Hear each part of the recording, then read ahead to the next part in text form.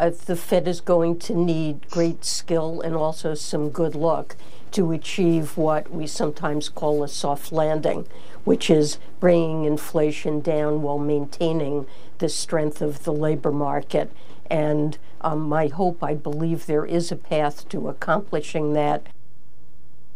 Okay, Carol, that concerns me for a couple different reasons. One, there's not great skill. We don't have experts. We certainly don't have experts running the finances in this country. That's just not even arguable at this point. So, okay, there's no great skill.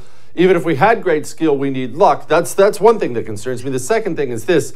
That sounds pessimistic. When I hear pessimistic things from people who routinely lie to me and tell me how great things are, that concerns me greatly, that we are just at the entry point of something really, really ugly. Yeah, I mean, Janet Yellen is the same one who's been telling us things like inflation is going to be transitory or there will be no inflation. And we have to look at, $600 account purchases online to make sure that we're making the billionaires pay their fair share. So when Janet Yellen is expressing some concern, that is the optimistic spin. And the challenge is that you have the Federal Reserve, which, as you said, are not experts. They've created this situation, and now they have just a very limited number of things that they could do to try and fix it. The quote unquote tools they have are on the demand side. That means slowing down consumer purchases, slowing down business investment.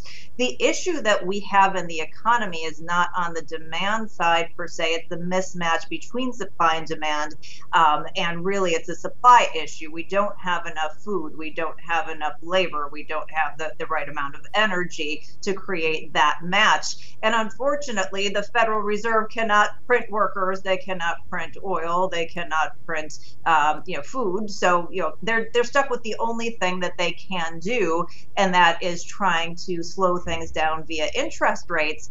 And so that means that they are trying to slow the economy. They're trying to slow the economy. And so given that sort of scenario and the fact that they're not going to be able to fix supply, that's the concern. And the concern is that seeing these high inflation numbers, it's going to get them to be even more aggressive, even though it's not the right tool to fix the problem that we have at hand. Okay. So let me see if I understand this correctly. We're already in a recession. I don't care how many times they try to change the definition. We are officially in a recession. Right. And they're trying to slow the economy down more. Carol, this all sounds terrible.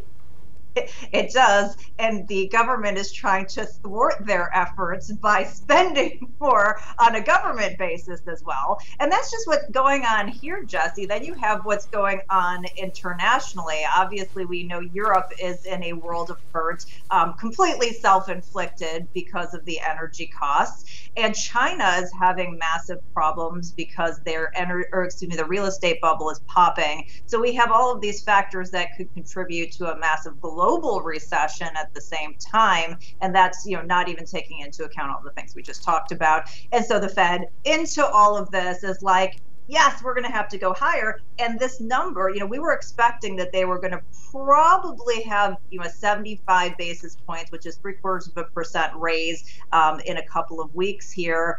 There was a possibility if we got a number that looked like inflation, demand destruction was bringing down inflation, that maybe it would be a little bit less than that. But now the market is pricing in, well, it could actually even be worse. And again, the Fed was wrong on the way down. They were wrong on the way up. And if you go back to March of 2020, the Fed, the government, they all said we had to do these emergency measures so they could save the economy. And what did they do? They destroyed the economy. So we need to take this power away from them because we're the ones paying the price, quite literally, for this.